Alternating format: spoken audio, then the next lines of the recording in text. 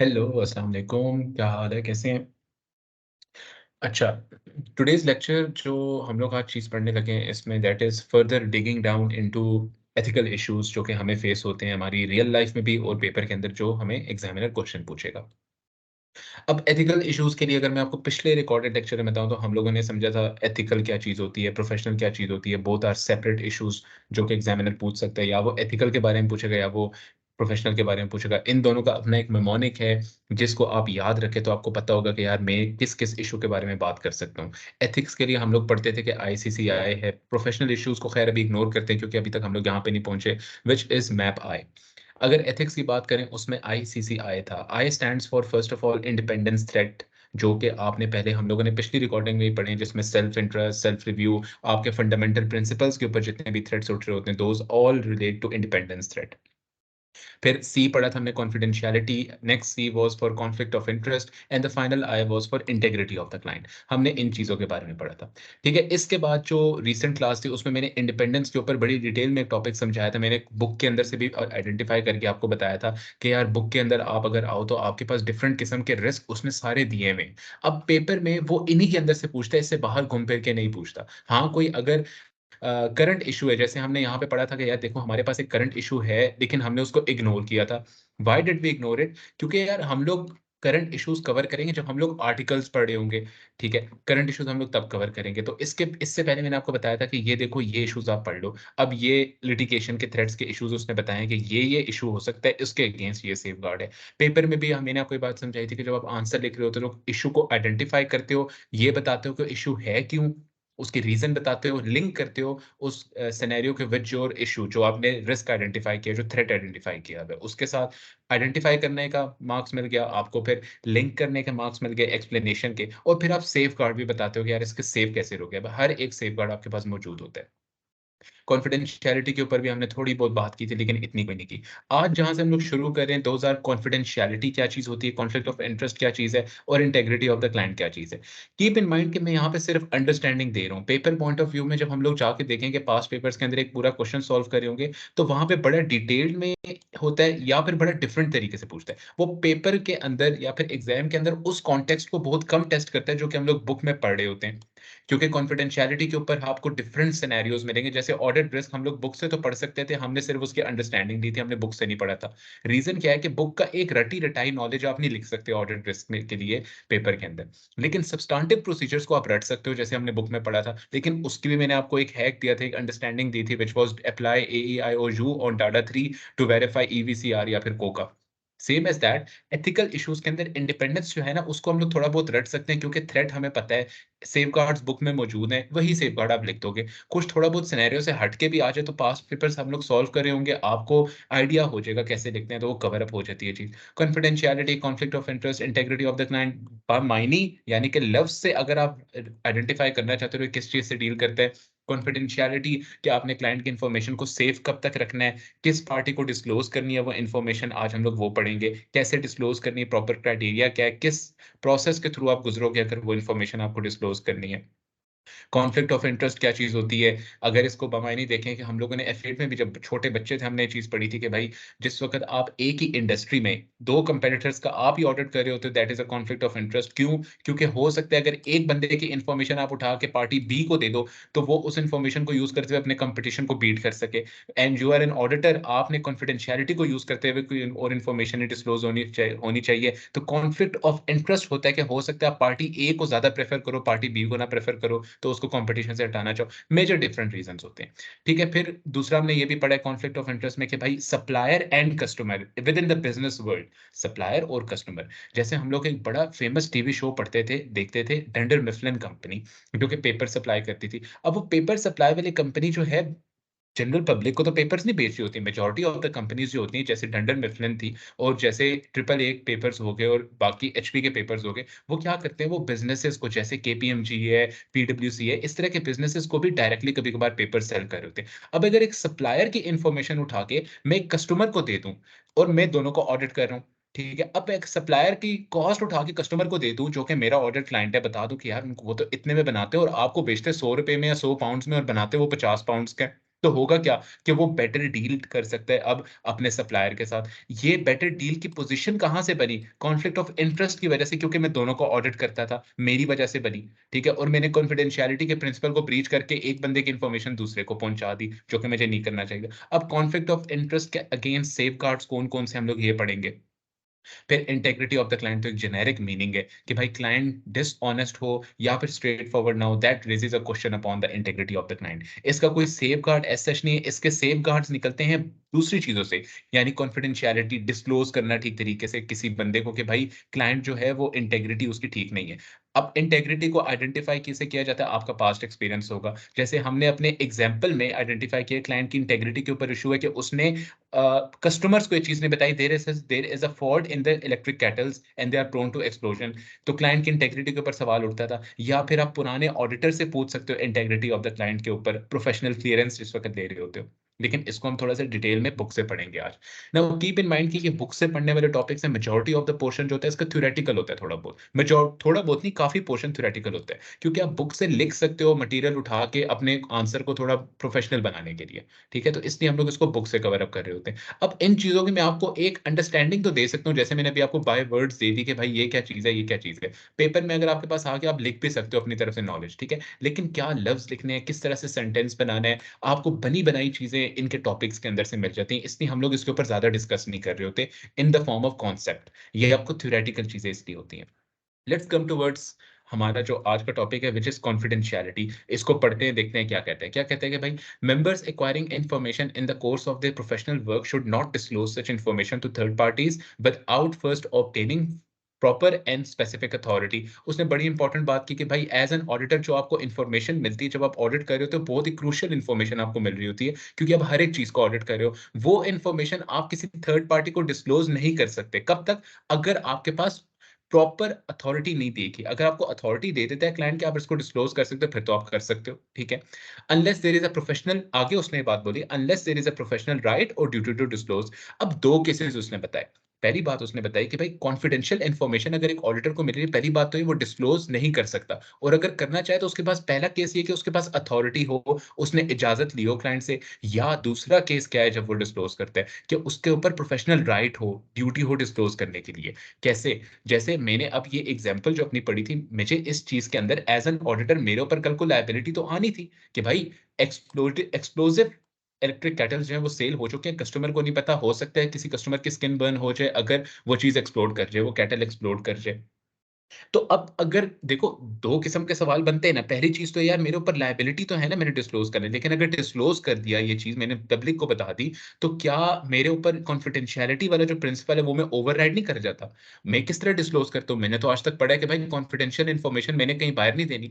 तो अब आप वो तरीका पढ़ोगे कि आप कैसे देते हो। हमने पढ़ा कि हमारे ऊपर राइट भी हो सकता है, ड्यूटी भी हो सकती है कि आप डिस्क्लोज़ करो गलत इन्फॉर्मेशन, अगर कुछ क्लाइंट जो है गलत चीज़ में इन्वॉल्व्ड है। तो कॉन्फिडेंशियलिटी के अंदर हमने इन्वॉल्व किया था कि भाई एप्रोप्रिएट अथॉरिटी को अब आप डिस्क्लोज़ करो। वही चीज़ हम लोग यहाँ पे पढ़ेंगे।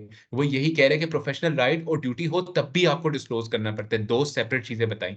या तो आपके पास प्रॉपर अथॉरिटी हो फ्रॉम द क्लाइंट कि आप डिस्क्लोज़ कर सकते हो, और अगर नहीं भी है, कोई ड्यूटी आ गई आपके ऊपर कि आपको डिस्क्लोज़ करना है लॉ के अकॉर्डिंगली, तो फिर आप उस वक़्त भी डिस्क्लोज़ कर सकते हो।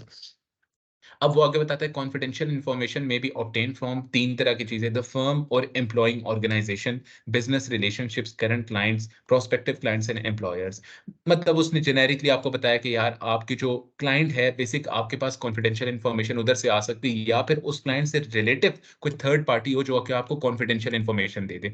हो तो ये भी सकता है ना, हमारी एग्ज़ाम्पल जो हमने पढ़ी थी कि यार देखो ये तो हमें ऑडिट करते हुए दरमियान में पता चला ना कंपनी के अंदर से, कि भाई जिस कंपनी का हम ऑडिट कर रहे हैं उसी कंपनी से हमें पता चला कि यार फॉल्टी केटल्स हम लोग बेच रहे हैं और वो एक्सप्लोसिव हैं, ठीक है?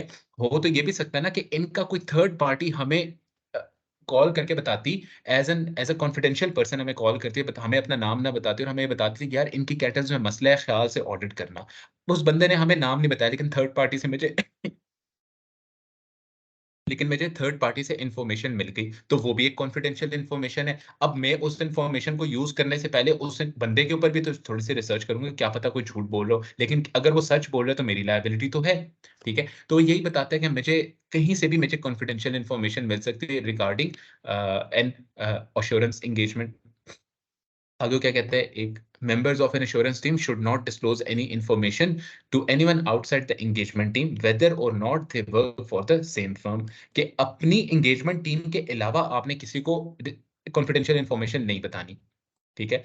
Circumstances in which disclosure is required और परमिटेड। अब आगे बात आपकी मेन चीज, आपको देखो कॉन्फिडेंशियलिटी के बारे में पता है कि भाई दो चीजें हमने पढ़ ली जिसमें हम लोग डिस्क्लोज कर सकते हैं इन्फॉर्मेशन को, प्रोफेशनल राइट और ड्यूटी हो या फिर क्लाइंट से प्रॉपर इन्फॉर्मेशन। अब पेपर में ये चीज तो आप नहीं लिखोगे ना, ऑब्वियसली ये डेफिनेशन तो आप नहीं लिख के आने वाले, तो इसको सिर्फ दिमाग में रिटेन करना इस तरीके से कि आपको अंडरस्टैंडिंग हो। लेकिन यहाँ पे जो अब आगे इन्फॉर्मेशन शो हो रही है ना, ये आपके दिमाग में पड़ी होनी चाहिए हर वक्त। क्यों? क्योंकि आपके पेपर में जब क्वेश्चन आएगा ना, तो आप जब डिसाइड करोगे क्या आपको इन्फॉर्मेशन डिस्क्लोज करनी है या नहीं करनी, कोई प्रॉपर अथॉरिटी को या किसी जनरल पब्लिक को, तो वो इन लॉज के अकॉर्डिंगली करोगे। आप बताओगे कि भाई मैंने ये चीज पढ़ी थी कि कॉन्फिडेंशियलिटी के अंदर मैंने चीज पढ़ी थी कि ये सर्कमस्टांसेस और मेरा जो केस है वो इन सर्कमस्टांसेस के साथ मैच करता है, इसलिए मैं डिस्क्लोज कर सकता हूँ इन्फॉर्मेशन।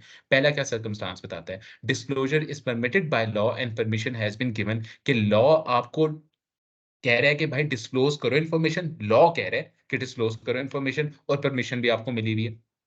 मतलब ये वही बात पहला वाला उसने एक छोटी सी लाइन में बता दिया, किन दो चीजों के बारे में, यही दो बातें कि आपको तो एक तो प्रॉपर अथॉरिटी भी मिली हुई है, उसने यही बताया परमिशन आपको मिली है, दूसरी बात प्रोफेशनल राइट और ड्यूटी टू डिस्क्लोज, यानी कि लॉ की तरफ से भी आपको ऑर्डर है कि डिस्क्लोज करो। अगली क्या, disclosure is required by law, law example to provide evidence in legal proceedings, और disclosure is required by regulatory authority, this would include money laundering reporting. देखो भाई, अब अगर ये जो हमारी एग्जांपल के मुताबिक वो इलेक्ट्रिक कैटल्स जो सेल कर रहा था उसके ऊपर कोई कस्टमर केस कर देते, तो एज एन ऑडिटर मुझे बुलाया जाएगा और मेरे से पूछा जाएगा बताओ भाई तुमने ऑडिट किया था, तो बताओ क्या तुम्हारे पास कोई एविडेंस है कि ऐसी ये बात सच है या गलत है, कोई एविडेंस दो तुम। तो उस केस में मुझे वो एविडेंस अब छुपाना नहीं होगा, मुझे वो डिस्क्लोज करना होगा, रिगार्डिंग डिसरिगार्डिंग द फैक्ट कि क्लाइंट ने मुझे परमिशन दी है या नहीं दी, कि मैं उनकी ये बात डिस्क्लोज कर सकता हूँ कि भाई इनकी इलेक्ट्रिक केटल्स हमने ऑडिट किया था, हमें पता है कि भाई वो गलत है, ठीक है, वो एक्सप्लोसिव है।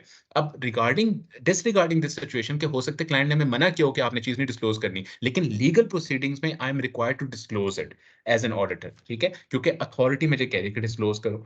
फिर आगे वो क्या कहते हैं कि there is a professional right और duty to disclose, example to comply with qualitative review of a professional body. जब मेरा रिव्यू होगा जिसके बारे में हम लोगों ने ऊपर इंडिपेंडेंस थ्रेड्स के अंदर पढ़ा था कि क्यूसीआर होता है, क्वालिटी कंट्रोल रिव्यू, तो उसके दौरान भी अगर मेरे से कोई रिक्वायर करेगा तो मुझे डिस्क्लोज करनी पड़ेगी information. To respond to an inquiry by regulatory authority, again regulatory authority या फिर जिसको हम लोग कोर्ट्स बोल सकते हैं, सुप्रीम कोर्ट्स होते हैं, लोअर के कोर्ट्स होते हैं, अगर वो आपसे कोई इन्फॉर्मेशन मांग रहे हैं तो आपने बिल्कुल ठीक ठीक वो इन्फॉर्मेशन देनी है। फिर कॉन्फिडेंशियलिटी गई तेल लेने के लिए, भाई उसको हम लोग नहीं जानते फिर, ठीक है। To protect the members interest in legal proceedings, कि भाई अब जो कस्टमर्स थे उनका इंटरेस्ट आप प्रोटेक्ट कर रहे हो, किस तरीके से कि भाई कस्टमर्स को आपने बताना था ना ठीक तरीके से कि भाई ये जो आप मसला आपने खड़ा किया बिल्कुल सच है, उन पे केस हो चुके हैं और अब आपको बुलाया जा रहा है कि एज एन एग्जांपल कि भाई आप बताओ, आपके पास एविडेंस होगा because you are the auditor, तो इसको आप बताओ, एक्सप्लेन करो कि क्या ये सच बोल रहे हैं गलत बोल रहे हैं, तो एज एन ऑडिटर आपने फिर उस वक्त भी देना होगा, ये वाला कॉन्फिडेंशियलिटी को इग्नोर करके आपने उनको एविडेंस देना होगा ठीक से। To comply with technical and professional standards including ethical requirements. हाँ, अब ये इंपॉर्टेंट बात आती है कि कभी कभार इवन तो कॉन्फिडेंशियलिटी एक फंडामेंटल प्रिंसिपल है और वो कहता है कि आपने इन्फॉर्मेशन डिस्क्लोज नहीं करनी, लेकिन कुछ एथिकल सिचुएशंस ऐसी बन जाती हैं जिसमें अगर आप डिस्क्लोज ना करो देन दे आर अनएथिकल, तो उस हिसाब से अनएथिकल चीज को देखते हुए सामने फिर भी आप इन्फॉर्मेशन डिस्क्लोज करते हो, कॉन्फिडेंशियलिटी वाले जो फंडामेंटल प्रिंसिपल उसको इग्नोर कर रहे होते हैं। अब कहता है इंपॉर्टेंट चीज आगे, factors to be considered before disclosing confidential information. क्या क्या चीजें आपने जहन में रखनी है जब आप कॉन्फिडेंशियल इन्फॉर्मेशन डिस्क्लोज कर रहे हो उससे पहले। वो क्या कहते हैं, whether harm could be caused by the disclosure, whether all relevant information is known and substantiated, whether the information is to be communicated to appropriate recipients.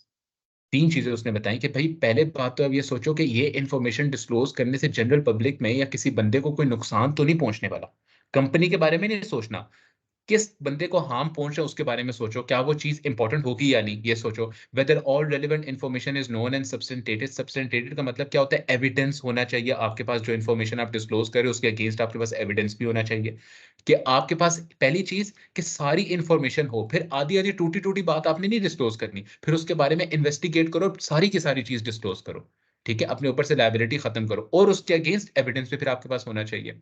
तीसरी चीज कि इंफॉर्मेशन जो डिस्क्लोज करने लगे हो वो अप्रोप्रिएट बंदे को डिस्क्लोज करो, जिसके पास अथॉरिटी हो, जो उस इंफॉर्मेशन को फर्दर कॉन्फिडेंशियल रख सके, आपकी जो रेपुटेशन है उसको भी कॉन्फिडेंशियल रख सके, आपकी जो जान पहचान है, आप एज अ फर्म कर रहे हो तो आपकी फर्म को भी कॉन्फिडेंशियल रख सके, वो आपकी फर्म का नाम भी ना है बीच में, अप्रोप्रिएट बंदे को ऐसे डिस्क्लोज करो आप। फिर आगे क्या कहते हैं, disclosure of confidential information, specific example उसने दे दी आपको। क्या एग्जांपल है, परमिटेड बाय लॉ और रिक्वायर्ड बाय लॉ, कि लॉ आपको रिक्वायर कर रहे हैं। क्या कहते हैं, where there is a statutory right to और duty to disclose, the professional accountant will do so without obtaining permission of the client. वो यही बात कहते हैं कि जहां पे आपके ऊपर स्टैट्यूटरी राइट आ जाए, जहां पे लॉ रिक्वायर करता है कि आपने डिस्क्लोज करनी है, फिर आपको क्लाइंट की परमिशन नहीं चाहिए डिस्क्लोज करने के लिए, फिर आपने करनी है वो information disclose. The most common offenses members are likely to encounter in their professional work relation are, कि भाई सबसे अब कॉमन चीजें बता रहे हैं जो जो हो सकती हैं जिसके बारे में आपको डिस्क्लोज करना पड़ सकता है। फ्रॉड और theft, including fraudulent in financial reporting, falsification or alteration of accounting records or other documents, और misappropriation of assets, कि आपने भाई हर चीज, फ्रॉड हुआ, थेफ्ट हुआ, या फाइनेंशियल स्टेटमेंट्स को गलत तरीके से प्रेजेंट किया जा रहा है, अकाउंट्स को जो है वो गलत तरीके से किया जा रहा है, बुक कुकिंग द बुक्स हम लोगों ने फन में पढ़े थे, जितनी भी एग्जांपल्स, कि अकाउंटिंग रिकॉर्ड्स को जो है आप गलत कर रहे हो। ठीक है, अकाउंटिंग रिकॉर्ड जो है आप ठीक तरीके से रिकॉर्ड नहीं कर रहे, आप जानबूझ के गलत कर रहे हो, you are cooking the books, तो आपको वो चीजें डिस्क्लोज करनी है। टैक्स इवेजन, टैक्स अथॉरिटी को आप रिपोर्ट करोगे, मनी लॉन्ड्रिंग हो रही है, रिपोर्ट करोगे। ठीक है, अक्सर मनी लॉन्ड्रिंग के अंदर हम लोग ये चीज पढ़ेंगे कि फर्म के अंदर भी एक बंदा होता है who is known as MLRO, money laundering reporting officer, जिसको आप एज एन एंगेजमेंट टीम, क्योंकि आप ऑडिटर हो, आप डायरेक्टली किसी अथॉरिटी को जाकर नहीं डिस्क्लोज कर सकते, तो अपनी फर्म के अंदर बैठे हुए MLRO, money laundering reporting officer जो होता है, उसको डिस्क्लोज करते हो इन्फॉर्मेशन मनी लॉन्ड्रिंग के बारे में, और वो जाके फिर आगे अथॉरिटी को डिस्क्लोज करता है। फिर इस तरह ड्रग ट्रैफिकिंग और टेररिज्म के अंदर कोई फाइनेंसिंग हो रही तो वो भी आपने डिस्क्लोज करनी है। इनसाइडर डीलिंग क्या होती है, इनसाइडर डीलिंग की होती है कि एक कंपनी स्टॉक एक्सचेंज पे लिस्टेड है और उसके शेयर्स जो है पब्लिकली ट्रेडेड है। अब होगा क्या कि कोई इंफॉर्मेशन इससे पहले कि पब्लिक को पहुंचे, या वो इंफॉर्मेशन जो है वो नेगेटिवली इंपैक्ट करेगी शेयर्स की वैल्यू को, या वो पॉजिटिवली इंपैक्ट करेगी। इससे पहले कि वो इंफॉर्मेशन जाती पब्लिक के अंदर और वो मार्केट के अंदर इंपैक्ट लेकर आती प्राइस के अंदर, ठीक है, मार्केट के अंदर जो प्राइस चल रही है उस शेयर्स की, उसके अंदर वो इंपैक्ट इनकॉर्पोरेट हो जाता है उस इंफॉर्मेशन का। इससे पहले कि सब कुछ होता, वो इंफॉर्मेशन किसी एक बंदे को दी गई, उसने उस चीज का फायदा उठाया और बाद में वो इंफॉर्मेशन बाहर निकली। This is known as insider dealing, कि आप एक दो बंदों को जो कंपनी के अंदर के हैं, दोस्त हैं, यार है, उनको बता दो इन्फॉर्मेशन कि भाई ये होने लगा है, या तो इससे प्राइस हमारी ऊपर जाएगी या नीचे चली जाएगी, तो आप अभी से कुछ अच्छा एक्शन ले लो। This is known as insider dealing, के पब्लिक को नहीं पता। और just like cheating in a game, आप कोई गेम खेल रहे हो, आप कोई हैक डाउनलोड करते हो, पबजी अगर आप खेलते थे तो आपको पता था उस पर किसी जमाने में बहुत हैक्स आए थे। That is known as insider dealing, you have the upper hand and advantage. उस चीटिंग करने को स्टॉक एक्सचेंज के अंदर, the world of capital finance, उसके अंदर उसको बोला जाता है इनसाइडर डीलिंग, कि आपके पास एक एडवांटेजियस इंफॉर्मेशन मौजूद है जो कि आपको मिली इलीगल मींस के थ्रू, जबकि वो पहले डिस्क्लोज होनी चाहिए थी पब्लिक में। तो पब्लिक से आपको पता लगती, that is not insider dealing, लेकिन पब्लिक से पहले आपको पता चल गई और किसी बंदे ने आपको बताई कंपनी के अंदर से, that is not an insider dealing. Market abuse, market को गलत तरीके से अब्यूज करने का मतलब ये कि भाई आप जानबूझ के किसी शेयर की प्राइस जो है वो मैनिपुलेट कर रहे हो, कैसे गलत इंफॉर्मेशन पब्लिक के अंदर फैला रहे हो जिससे ऐसा लगे कंपनी अभी बैंकरप्ट होने लगे तो वो लोग शेयर्स बेचना शुरू कर देंगे, डिमांड गिरेगी और at the end share price गिरेगी, हालांकि ऐसा होना नहीं था। This is known as market abuse. या आप ज्यादा से ज्यादा शेयर्स खरीदते जा रहे हो, ज्यादा से ज्यादा शेयर्स की डिमांड क्रिएट करते जा रहे हो, खुद से ज्यादा पैसे इन्वेस्ट कर रहे हो, बहुत ज्यादा, सिर्फ इस गोल के लिए कि मार्केट अब्यूज हो जाए। मार्केट कैसे अब्यूज होगी, कि उस शेयर की प्राइस ऊपर जाती जाएगी और जब एट द एंड पता ही चलेगा कि भाई आप जो थे इस चीज में इन्वॉल्व थे, तो आपको बुला लिया जाएगा SEC के थ्रू। ज्यादातर होता ये, इसकी अगर मैं एक लाइव एग्जांपल दूं जो मैंने अपनी आंखों से देखी है, वो होती है कि हमारे दो जानने वाले थे, नाम मैं नहीं डिस्क्लोज करूंगा, कोई प्रोफेशन नहीं डिस्क्लोज करूंगा, लेकिन हुआ ये कि एक बंदा सरगोदा में बैठा हुआ है, एक बंदा इस्लामाबाद में बैठा हुआ था। अब होता क्या था कि जो एक कंपनी के अंदर अगर इन्होंने किस कहीं पे इन्वेस्ट किया हुआ है ना, तो एक बंदा क्या करता था कि 40 रुपीज के शेयर्स की डिमांड लगाता था कि भाई मुझे 40 रुपीज का शेयर चाहिए, और दूसरा बंदा 40 रुपीज पे जो सरगोदा में बैठा हुआ था वो सेल करता था। तो ये दोनों आपस में बाइंग एंड सेलिंग कर रहे थे, और आहिस्ता आहिस्ता करते करते इनका इम्पैक्ट मार्केट में आता गया, क्योंकि डिमांड क्रिएट हो रही थी, and that impacted what the market. अब ये दिस इज क्या ये इसको आप क्या कहते हो? ये तो जो आप मार्केट के अंदर डिमांड क्रिएट कर रहे हो, ये तो सिर्फ़ वक़्तन तौर पे है। अगर आप मार्केट से निकल गए तो क्या होगा? मार्केट अपनी ओरिजिनल लोकेशन पे वापस आ जाएगी, ओरिजिनल प्राइस के ऊपर वापस आ जाएगी and at at the end आप लोग क्योंकि नहीं हो अब, तो मार्केट को इफ़ेक्ट पड़ेगा, या पॉज़िटिव इफ़ेक्ट पड़ेगा या नेगेटिव पड़ेगा। तो this is known as market abuse. आप पब्लिक के अंदर बैठ के पब्लिक के साथ डील करो, आपस में डील नहीं करनी। बैक क्लोज़ डोर के पीछे बैठ के आपने डील्स नहीं करनी। लिस्टेड कंपनीज के ऊपर ये रिक्वायरमेंट है कि पब्लिक की shares publicly traded shares should be dealt with by the public. ठीक है? और ब्राइबरी अगेन कि भाई रिश्वत देना, रिश्वतखोरी करना, ये भी आपके ऊपर होता है कि डिस्क्लोज़ करो। ये इन्फॉर्मेशन भी डिस्क्लोज़ की जाती है। इनसाइडर डीलिंग के बारे में आपको पता चला, आपने डिस्क्लोज़ कर दिया। ठीक है? कॉन्फिडेंशियलिटी को फिर इग्नोर रखना है आपने। मार्केट अब्यूज़ हो रही है, आपने डिस्क्लोज़ कर दिया। ब्राइबरी हो रही है, आपने डिस्क्लोज़ कर दिया। ऑफेंसेस अंडर कंपनी लॉ हर एक कंट्री के अंदर ना, हर एक मुल्क में, if you go to India, if you go to Bangladesh, if you go to United Kingdom, Pakistan, USA, Canada, whichever country you go, accounting के rules almost same होते हैं। IFRS यूज़ हो रहे हैं, IAS यूज़ हो रहे हैं। थोड़ा बहुत डिफरेंस हो सकता है, क्या पता एक कंट्री ने IAS 16 उठा के उसमें थोड़ी-सी चेंजेस की हो कि भाई चलो आप ये वाला एसेट रिकॉग्नाइज़ ना करो। ऐसा होता है अक्सर। लेकिन मोर ओवर अकाउंटिंग के रूल्स हर कंट्री में सेम होते हैं, लेकिन हर कंट्री का अपना एक लॉ होता है व्हिच इज़ कंपनी लॉ, हर कंट्री का। If I am sitting in India और वहां पे एक कंपनी का लॉ चल रहा है, तो मेरी जिम्मेदारी कि financial statements according to IFRS बने, लेकिन वो कंपनी ऑपरेट कर रही हो according to the India's requirement of the company law. अब अगर वो कंपनी लॉ के अकॉर्डिंगली कंपनी नहीं चलती, तो क्या होगा? दैट इज एन ऑफेंस, और वो भी मुझे डिस्क्लोज करना है। आईएफआरएस के साथ अगर कोई आप गलत काम कर रहे हो, मतलब कि उसको आईएफआरएस को ठीक से इनकॉर्पोरेट नहीं कर रहे, तो उसको तो डिस्क्लोज करना ही करना है। और कंपनी लॉ यानी कंट्री की रिक्वायरमेंट जो उसको भी नहीं फॉलो करे, तो वो भी डिस्क्लोज करना है। This is a regulatory requirement है। पब्लिक इंटरेस्ट के ऊपर वो बताता है कि भाई an auditor may disclose information if they consider it to be in the public interest, यानी कि अगर पब्लिक को एक इन्फॉर्मेशन नहीं पता अभी और वो पता होनी चाहिए, तो वो बताओ। फॉर एग्जाम्पल, अगर शेयर्स जो हैं वो, मैं कहता हूँ कि कंपनी जो है वो फ्रॉड में इन्वॉल्व है और शेयर होल्डर्स के पैसे गलत तरीके से यूज हो रहे हैं, जो कंपनी बताती है कि ये हमारा बिजनेस है, वो बिजनेस है ही नहीं, तो फिर ये पब्लिक इंटरेस्ट में है। पब्लिक इंटरेस्ट में क्या चीज होती है? Which can significantly affect the decision making of the public. तो उस चीज़ को डिस्क्लोज़ करना है पब्लिक के अंदर। अब ऊपर वाली जो रिक्वायरमेंट्स थी वो किस चीज़ से थी? वो आप पब्लिक को नहीं डिस्क्लोज़ कर रहे होते। वो आप एप्रोप्रिएट अथॉरिटी को डिस्क्लोज़ कर रहे होते हो। लेकिन यहाँ पे अब वो बताएगा कि भाई आपने पब्लिक में कौन-सी इन्फॉर्मेशन डिस्क्लोज़ करनी है। आगे क्या कहते हैं? There is no official definition of public interest, ठीक है। The auditor must employ a combination of judgement and legal advice. कि भाई आपने अपना दिमाग भी यूज़ करना है और लोगों से भी पूछताछ करनी है। अपने लॉयर से भी पूछना है कि क्या ये पब्लिक इंटरेस्ट में इन्फॉर्मेशन है या नहीं है? क्या जनरल पब्लिक का डिसीजन मेकिंग इस इन्फॉर्मेशन से हिलेगी या नहीं हिलेगी? ठीक है? A good rule of thumb is that if a member of the public could incur physical or financial damage that the auditor could knowingly have prevented, it is likely that the auditor has failed in their public duty. क्या कह रहे हैं कि भाई अगर member of the public, अब इस member of the public को अभी आप समझो सारे share holders, provider of loans, ये सब कुछ, अगर वो लोग कुछ डैमेज कर, एक इन्फॉर्मेशन अभी तक डिस्क्लोज़ नहीं की कंपनी ने कि वो बिज़नेस क्या करती थी, ठीक है? और उसने उन्होंने गलत तरीके से बता के रखा था कि हम लोग ये बिज़नेस करते हैं, ए पार्ट करते हैं बिज़नेस का, लेकिन कंपनी ओरिजिनली बी पार्ट करती थी बिज़नेस का। तो ये इन्फॉर्मेशन जब पब्लिक में जाएगी तो क्या होगा? फाइनेंशियल स्टेटमेंट्स के अंदर ये चीज़ डिस्क्लोज़ होगी तो क्या होगा? कि शेयर होल्डर्स, लेंडर्स, ये सारे जो हैं ये डैमेज इनकर करेंगे। उनकी शेयर की वैल्यू गिर सकती है। हो सकता है कि लेंडर्स जो हैं उनको उनका पैसा वापस ना मिल सके, दिस इज़ डैमेज। और अगर आज आप ये चीज़ डिस्क्लोज़ कर सकते हो, तो हो सकता है कि वो ये डैमेज से बच जाएँ। इस डैमेज से वो लोग बच जाएँ। तो अगर आपने डिस्क्लोज़ नहीं की ये इन्फॉर्मेशन, तो क्या है कि आप अपनी पब्लिक ड्यूटी में फ़ेल कर चुके हो। आपके ऊपर as an auditor public duty है कि आपने पब्लिक को ऐसे फाइनेंशियल स्टेटमेंट्स एक क्लाइंट ने बनाई हुई हो कि वो सारी इन्फॉर्मेशन उस दिन की, उस ईयर की डिस्क्लोज़ करें। ठीक है? तो वो अगर आपने नहीं डिस्क्लोज़ कराई सारी इन्फॉर्मेशन, तो अगेन कुछ ऐसी इन्फॉर्मेशन होगी जो कि रह गई होगी, जिसको आप बचा सकते थे, जिससे जिससे पब्लिक को पता लगता है उनके पब्लिक इंटरेस्ट की डिसीजन मेकिंग हिलती-जुलती, वो आपने अगर नहीं डिस्क्लोज़ कराई, तो आप फेल हो गए हो एज़ एन ऑडिटर अपनी पब्लिक ड्यूटी में। आगे वो क्या कहते हैं? In determining the need to disclose matters in public interest, the auditor should consider, क्या-क्या चीज़ें कंसिडर करनी है? The relative size of the amounts involved and the extent of likely financial damage. कि भाई अमाउंट्स की जब वो बात करते हैं, मटेरियलिटी के ऊपर है अमाउंट्स या नीचे है, ठीक है? कि वो किस तरह से फाइनेंशियल डै और एडिशनली वो फाइनेंशियल डैमेज कितना करेंगे, कितना नुकसान उठाना पड़ेगा शेयर होल्डर्स को या लेंडर्स को।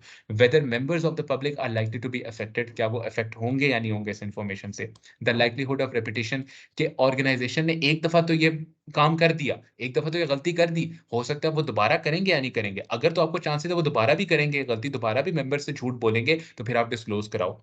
The reasons for the client's unwillingness to make the disclosures, कि भाई देखो, एज एन ऑडिटर आपकी सोच बिल्कुल अलग होती है हमेशा से। आप सोचते हो कि सारी इंफॉर्मेशन डिस्क्लोज हो, लेकिन क्लाइंट की भी तो कोई ना कोई मर्जी होगी। उसने भी अगर एक इंफॉर्मेशन नहीं डिस्क्लोज की तो उसकी भी कोई ना कोई वजह होगी। आप उस वजह को भी जानो, कि हो सकता है कि ठीक कर रहा हो क्लाइंट अगर ये इन्फॉर्मेशन नहीं डिस्क्लोज करा, लेकिन उस वजह को जानने के बाद आप डिस्क्लोज करो। The gravity of the matter, कितना इंपॉर्टेंट है, कितना सिग्निफिकेंट है ये मसला।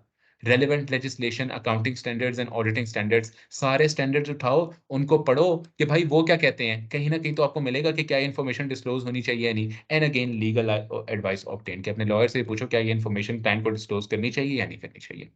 The auditor will be protected from the risk of liability, वही बात, ऑडिटर की लायबिलिटी कम हो जाएगी अगर आज आप डिस्क्लोज करा दोगे। Provided that disclosure is made in the public interest, disclosure is made to an appropriate body और person and there is no malice motivating the disclosure, कि कोई एक्सटर्नल चीज इस डिस्क्लोजर को मोटिवेट ना करी हो, कि हो सकता है कोई थर्ड पार्टी इस कंपनी का जिसका आप ऑडिट कर रहे हो, कंपनी ए कंपनी बी आपको उठ के बोले कि यार इनमें ये मसला है, इसको डिस्क्लोज कराओ, तो हो सकता है वो कंपनी बी के मोटिवेशन से हो कि आप डिस्क्लोज करो। ऐसा भी नहीं होना चाहिए, न्यूट्रल होना चाहिए आपका डिस्क्लोजर, बायस नहीं होना चाहिए। एंड अगेन वो यही बात कहता है कि ऑडिटर को पब्लिक इंटरेस्ट में इंफॉर्मेशन डिस्क्लोज करानी है, प्लस अप्रोप्रिएट पर्सन और अप्रोप्रिएट बॉडी यानी रेगुलेटरी अथॉरिटी को भी डिस्क्लोज करानी होती है चीजें, लेकिन मसले को देखते हुए कि क्या वो पब्लिक इंटरेस्ट में है या फिर वो लीगल तरीके से डिस्क्लोज होना चाहिए, यानी रेगुलेटरी बॉडी को, लॉ वाले ऑफिसर्स को डिस्क्लोज होना चाहिए वो मसला।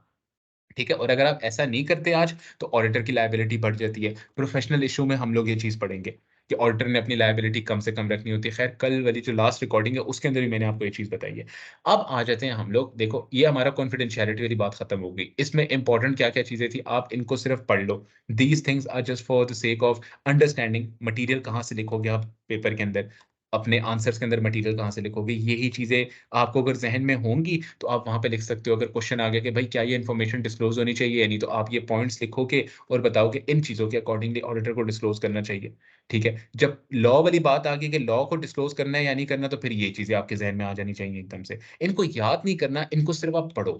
दरवाज़े बंद करके दीवारों को सुनाओ। मैं हमेशा हर रिकॉर्डिंग में कहता हूँ ना कि दरवाज़ा बंद करके हर रिकॉर्डिंग को, हर हर चीज़ दीवारों को सुनाओ। ठीक है? ऊँचा-ऊँचा 2-3 बार। इसकी एक वजह है कि आपको चीज़ याद नहीं होती, लेकिन कहीं न कहीं आपके माइंड में ये चीज़ रिटेन हो जाती है। और जब पेपर में आप फुल फ़ोकस से अपना एक क्वेश्चन सॉल्व कर रहे होते हो ना, वहाँ पे आपके ज़हन में हल्की-हल्की ये बातें आना शुरू हो जाएँगी, खुद ही।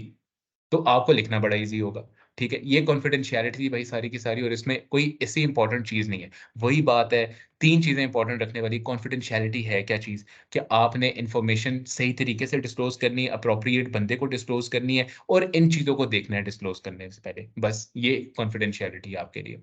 जब हम लोग एग्ज़ाम क्वेश्चन की तरफ जाएँगे, तो वहाँ पे एक थोड़ा-सा डिफरेंट कॉन्सेप्ट होगा कॉन्फिडेंशियलिटी का, क्योंकि हर एक एग्ज़ाम क्वेश्चन डिफरेंट होता है। एथिक्स से रिलेट जो कर रहा होता है। हर एक सिनेरियो डिफरेंट होता है, तो वहाँ पे कॉन्फिडेंशियलिटी को कैसे इनकॉर्पोरेट किया जाता है, ये हम लोग हर एक क्वेश्चन में देखेंगे, एग्ज़ाम्पल्स के अंदर देखेंगे।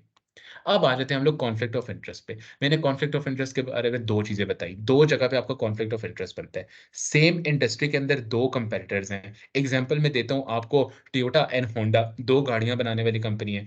एज़ एन ऑडिट फर्म हो सकता है आप टोयोटा का भी ऑडिट करते हो और company B which is Honda उसका भी ऑडिट करते हो। अब कॉन्फ्लिक्ट ऑफ इंटरेस्ट है, आप 2 कंपैरेटर्स का ऑडिट कर रहे हो।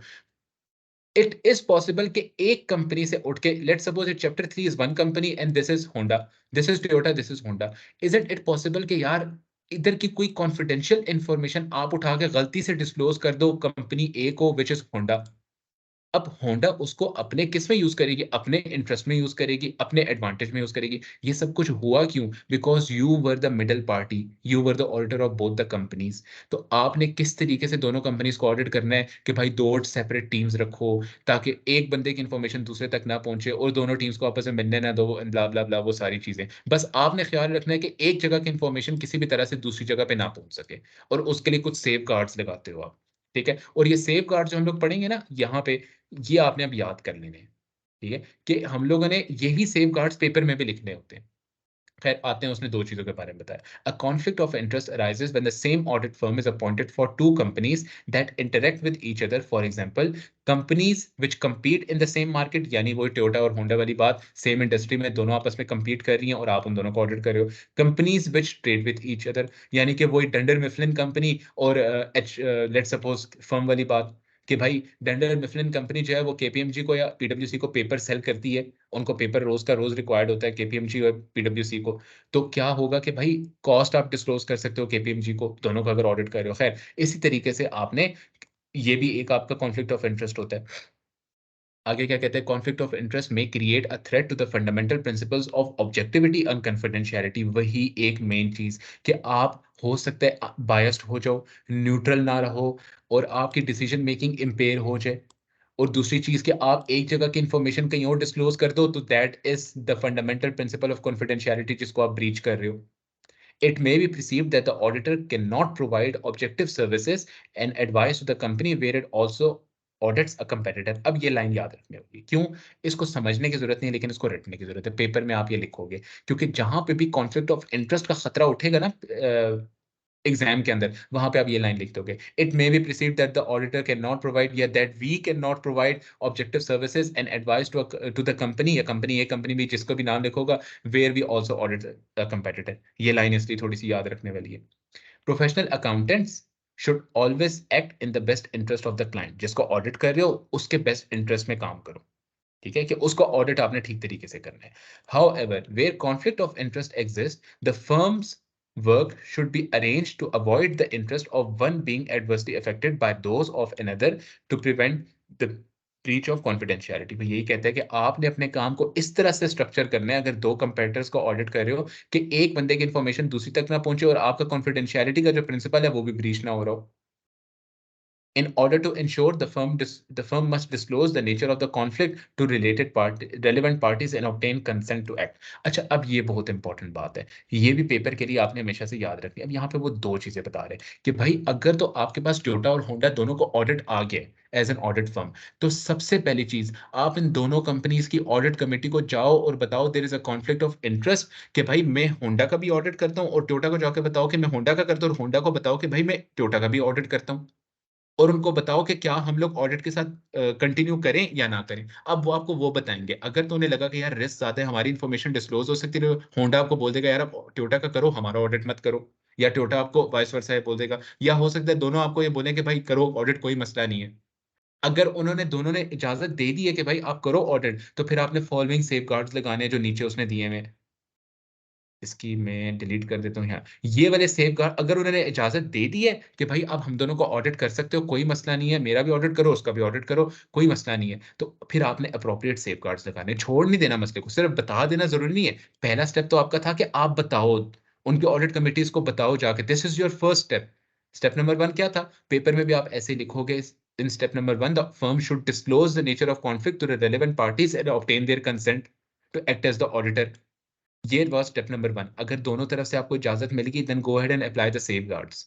क्या सेफगार्ड है? Separate engagement teams with different engagement partners and team members जो एक पार्टनर के नीचे होते हैं, मैनेजर, ट्रेनीज़ वगैरह सब कुछ सेपरेट होने चाहिए।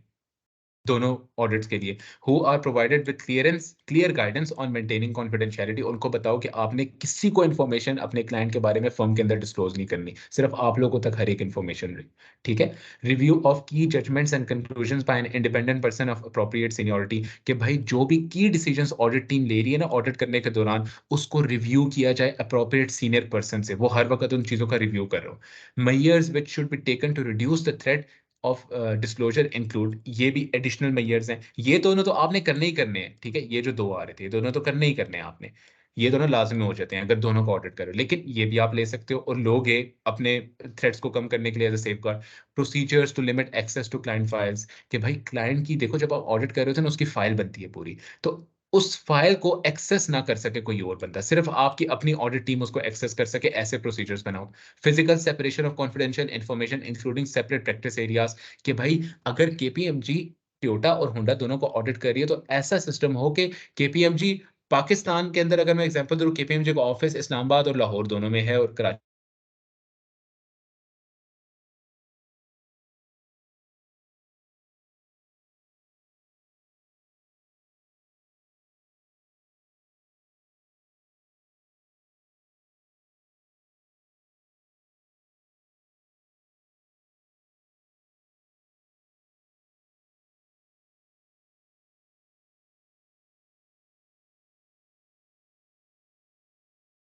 अच्छा, आई एम सॉरी, इंटरनेट का मसला आ गया था। Let's continue. मैं ये कह रहा था कि देखो, ऐसा करो कि भाई आपका केपीएमजी जो इस्लामाबाद का ऑफिस है वो ऑडिट करे टोयोटा का, और केपीएमजी कराची जो है वो ऑडिट करे होंडा का। इससे होगा कि फिजिकल सेपरेशन आ जाएगी, जो फाइल्स क्रिएट होती है, जो कॉन्फिडेंशियल इन्फॉर्मेशन है, और सेपरेट प्रैक्टिस एरियाज आपके आगे। एक और आपने सेफ गार्ड अप्लाई कर दिया। Sign confidential agreements by the engagement team members, कि भाई जो टीम मेंबर्स हैं जो ऑडिट करने के लिए जा रहे हैं उनसे एग्रीमेंट साइन कराओ कि भाई आप किसी को इन्फॉर्मेशन डिस्क्लोज नहीं करोगे। हो गया क्या कि अगेन फर्म की लायबिलिटी कम हो जाएगी। अगर कोई किसी की इन्फॉर्मेशन डिस्क्लोज हो जाती है, कोई कॉन्फिडेंशियलिटी का जो फंडामेंटल प्रिंसिपल है वो कोई एंगेजमेंट टीम का मेंबर जो है वो ब्रीच कर देता है, तो सवाल किस पे उठाया जाएगा? उस टीम मेंबर पे उठाया जाएगा, फर्म पे नहीं उठाया जाएगा। स्पेसिफिक ट्रेनिंग एंड कम्युनिकेशन, कि भाई कम्युनिकेशन सिर्फ जो आप हद तक कर दो कि अपनी टीम के अंदर आप कम्युनिकेट कर सकते हो, बाहर नहीं कर सकते किसी से। और अगेन ट्रेनिंग दी जाए कि आपने कॉन्फिडेंशियलिटी के प्रिंसिपल को कैसे मेंटेन रखना होता है।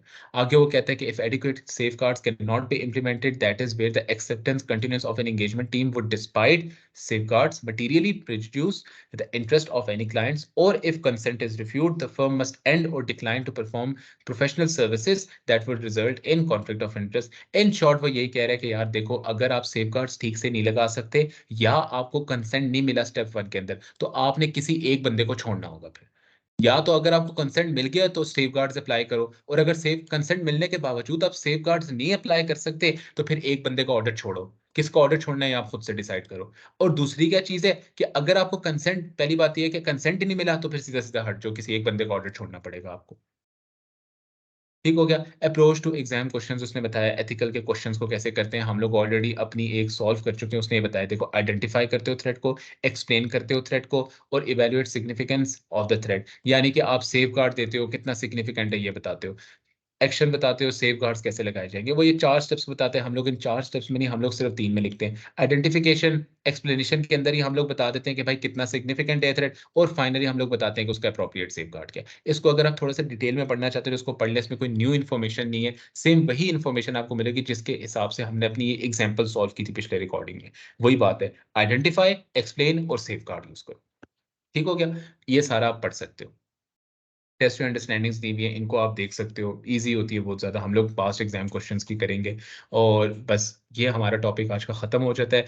इंटेग्रिटी रह जाती है पीछे। इंटेग्रिटी के ऊपर मैंने आपको सिंपल सी बात बताई है, don't think much about it. हमारा इंटेग्रिटी का जो प्रिंसिपल था वो क्या कहता था, fundamental principle, that you should be straight forward and honest in all your professional and business relation. इसमें हमें ये चीज़ पता है, स्ट्रेट फॉरवर्ड एंड ऑनेस्ट रहना है आपने।